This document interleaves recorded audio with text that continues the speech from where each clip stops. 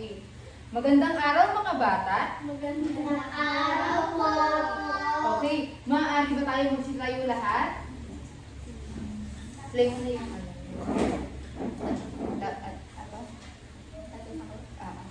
Go. Lahat tayo ay gusto ko lahat sasayaw at kakanta. Naunawaan ba? Oo. Very good.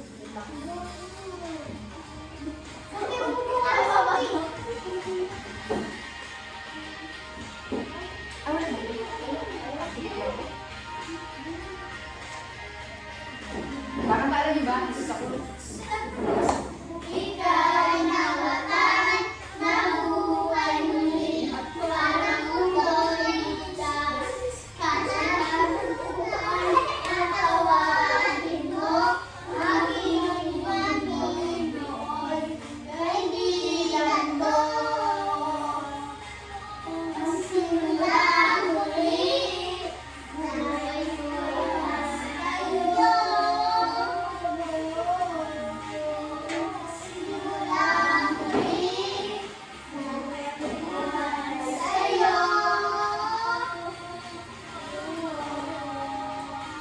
Okay. Ang gagaling. Maaari na kayo magsiupo. Ako, si Teacher Kit. Ako ang magiging teacher nyo ngayong araw. Meron bang lumiban sa klase? Okay. Very good. Lahat kayo present. Meron si teacher panuntunan. Ang ibig sabihin ko ng panuntunan ay meron si teacher na rules. Makinig po. Ang una, dapat makikinig kay teacher habang nagsasalita.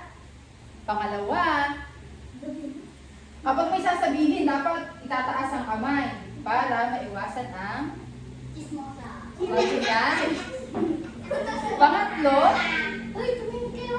Pangatlo, ayaw ni teacher ng maingay. Very good. Pang-apat po. Pangalawa, taas ang kamay kapag may kukunin or mag-CCR. Ngayon, ano nga ba ang pinag-aralan natin kahapon? Tama! Ang pagsunod sa magulang.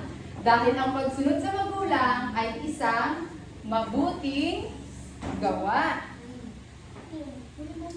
Ngayon, grade 2. Sinong grade 2? Ako. Grade 2. May ipapakita si teacher na mensahe. Pero, ang gusto ni teacher ay sasabihin niyo sa akin kung ano ang gustong sabihin ng message. Sino marunong magbasa? Okay. So, yan. Pakibasa ng mensahe. Wait, mamaya ka po. Sige, si Anna lang. Ito na lang. Linis, ayos, mahal, sapa, Sa paaralan. Okay. Maaari mo bang basahin ng sabay-sabay? maglinis, maayos, magmahal sa paaralan. Magaling. Ano kaya ang gustong sabihin ng mensahe na to? Maglinis. Maglinis na Paaralan. ng paaralan. Very good. Ngayon, pinapakita ba sa larawan ng mabuting gawa? Oo. Very good. Sino naglilinis ng school? Palagi, kada papasok. Sino nagpupulot ng basura kada may nakikita sila sa daan? Wow, napakagaling. Dahil ang pagpulot ng basura ay nagpapakita ng magandang katangian. Nagpapakita ba ito ng masinop sa paaralan?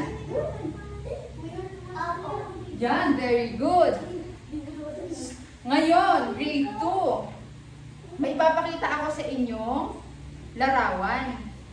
Sasabihin niyo sa akin kung ano ang ginagawa ng mga estudyante. Naglinis. Nagpipintura. Ito ba ay nagpapakita ng tulungan? Oo. Bakit kaya tayo naglilinis sa paaralan? Para hindi matagalit. Para hindi magkasakit at para maging kaaya-aya tingnan ng ating paaralan.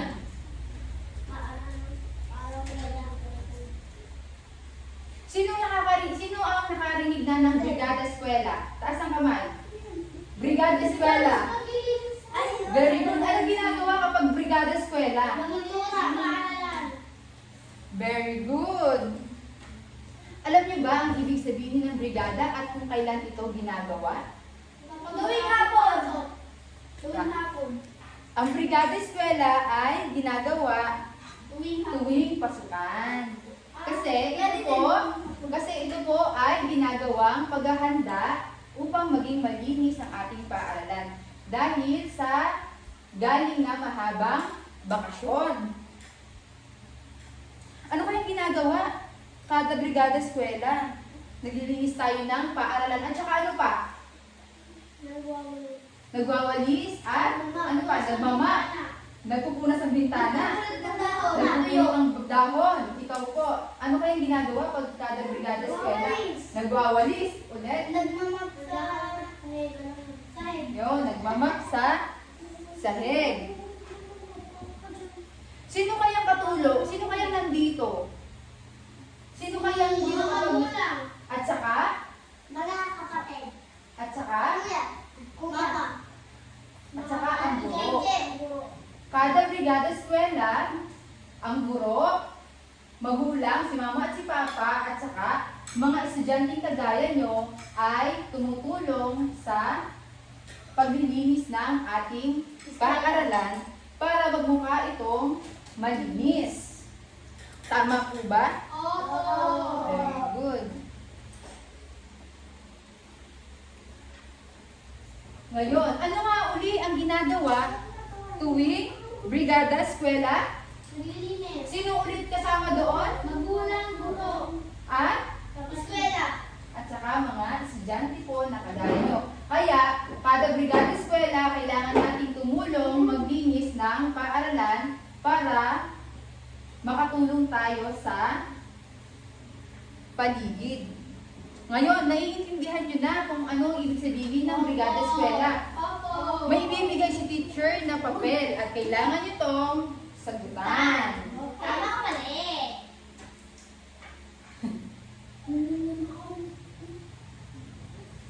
Okay. Ilan ang grade 2? Sino marunong magbasa? Marunong ba kayo magbasa? Yes po.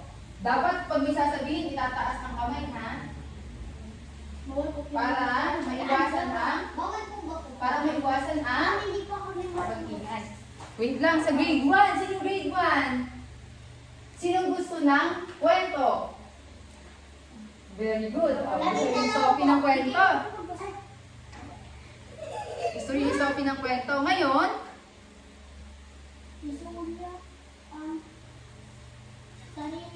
sino gusto magbasa ng kwento natin? Sa grade 1 po, sa grade 1.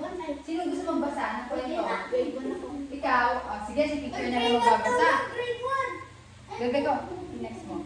Okay, ang pamagat ng ating kwento ay ang mabuting pinuno. Grade 2, magsasagot lang kayo ng papers nyo, ha?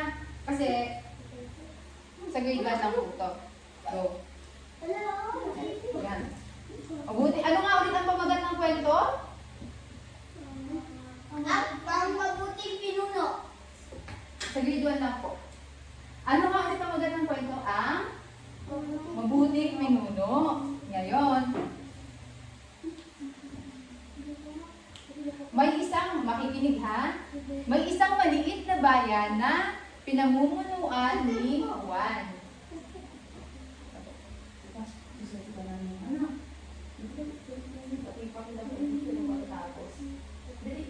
Tingnan niya kung magaling. Game. Okay, listen grade 1. May isang maliit na bayan na pinamumunuan ni Juan. Sino ang pinamumunuan? Anong pangalan? Grade 1? Ano pinamumunuan ni Juan? Ang pangalan niya ay Juan. Alam niyo ba ang ibig sabihin ng pinamumunuan? Yes po. Magpulong kasi may nagbumigay sila. Yan, very good. Yung gusto ko. Grade 1, sa akin, dagdag ko dito kadali. Sa akin, sa page, so ganun titingin ha. Go. May isang maliit na bayan na Mama mo. pinamumunuan ni Juan. Si Ano ang pangalan ulit? Juan, very good. Si Juan ay isang mabait at mapagmahal na pinuno. Sobrang bait doon ni Juan. Ang ibig sabihin po ng pinuno ay siya ay leader. Naiintindihan po ba?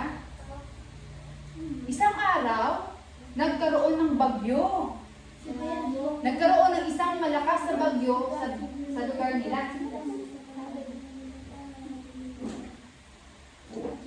Okay, Juan. Nagkaroon ng isang malakas na bagyo sa bayan nila. Anong nangyari sa bayan nila? Anong nagkaroon? Very good. Maraming bahay ang nasira at maraming tao ang nawala ng tirahan. Si Juan ay agad na nagbigay ng tulong sa mga nasiraan ng bahay. Ang bait naman ni Juan. Kayo ba? Kapag ang bahay ng kaklase nyo nasira, tutulungan niyo bang gumawa? Wow, bait-bait naman. Isuti nga. Siya ay nagbibigay din ng pagkain at damit sa mga taong nawalan ng lahat. Ibig sabihin po, nagbigay siya ng damit at saka pagkain sa mga nasiraan ng bahay. Nagpasalamat ang mga tao kay Juan dahil sa kanyang kabaitan at pagmamahal. Ano nga ang katangian ni Juan? Ano si Juan? Si Juan po ay mabait at mapagmahal. Ikaw, ano katangian ni Juan? At mabait. Very good. Mula noon, si Juan ay naging mas mahal ng mga tao. Ano ang napulot natin kwento? Ang napulot natin kwento ay si Juan ay napakabait na pinuno. Meron siyang